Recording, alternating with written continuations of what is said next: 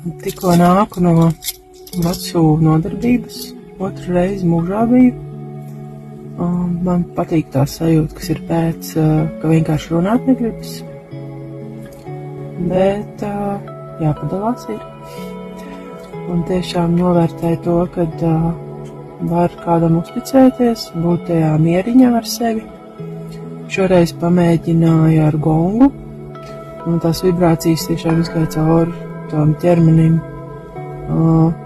kā atbalsojās ceļi, rokas, galva, iztīra pilnīgi visas domas. Un tādu brīvības sajūtu atstāja. Pēc nodarbības es biju kā lupatiņas, vienkārši nevarēju nostājāt uz kājām, liekas, ka viss tā kā izšķīdis, galva tā, neturās. Un pēc tiešām vajag tās 5-10 minūtes, lai vispār neko neteiktu, vai gribās ūdenī atpakaļ.